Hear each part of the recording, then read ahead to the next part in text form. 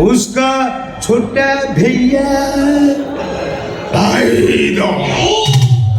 ମୋ ବାପା ଗ୍ରାଇଣ୍ଡର ମା ମିନେରାଲ ୱାଟର ସାନ ଭାଇ ଡେଞ୍ଜର ତା ତଳୁଟା ଗର୍ଦାର।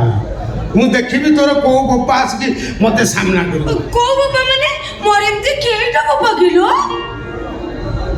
ତ ମାକୁ ପଚାରିଲେ ସିଏ ଖୋଲିକି କହିଦବ କେତେ ଜଣକୁ ତା ଗ୍ୟାଲେରୀରେ ରଖିଛି ଆଉ କେତେକୁ ଡିଲେଟ କରିସାରିଲାଣି। ହେଇଟି ମତେ ଅନେଇଲ କଣ ଖାଲି ଆଖିରେ ଅନେଇବି ନା ଚଷମା ଦେଇକି ଅନେଇବି? ହାଲୋ ମତେ ଟିକେ ପ୍ରେମ ସେଉନ ମୁଁ ପୁରା ସେକ୍ସରେ ଅନଉଛି। ତମେ ଗୋଟେ କିଛି କରଲୋ ମୋର ଖାଲି ସବୁବେଳେ ତମର କଥା ମନେ ପଡୁଛି। ଖାଇଲା ବେଳେ ଶୋଇଲା ବେଳେ ଯୋଉ କାମ କରୁଛି ମୋ ଧନ କଥା ମନେ ପଡୁଛି। ସତରେ ତମେ ମତେ ବାହା ହେଇକି ତମ ଘରକୁ ନେଇ ଚାଲ। ବିଶ୍ୱାସ କର ତମ କଥା ଭାବିଲେ ନା ମତେ ଭାରି କଷ୍ଟ ହଉଛି ଲୋ। ବିଶ୍ୱାସ କର ତମ କଥା ମନେ ପଡ଼ିଲେ ମୋର କଣ ଅବସ୍ଥା ତମେ କଣ ଜାଣିଛ? କଣ ହଉଛି ଲୋ? ତମ କଥା ମୋର ମନେ ପଡି ଯାଉଛି ମୋ ତଳ ପେଟ ଓଦା ହେଇଯାଉଛି।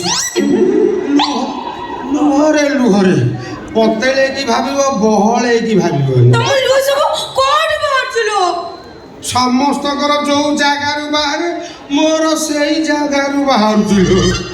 କିଛି ତୁ ଆଖି ଦେଇକି ବାହାରି ଯାଉଛି ଆଉ କିଛି ନୁହ। ବାଟ ବଢା ହେଇ ଓଭର ବ୍ରିଜ ତଳେ ପଶି ଗଣ୍ଡ ମୁଣ୍ଡା ଦେଇକି ପୋଖରୀ କୁଟୁରେ ମିଶି ଯାଉଛି।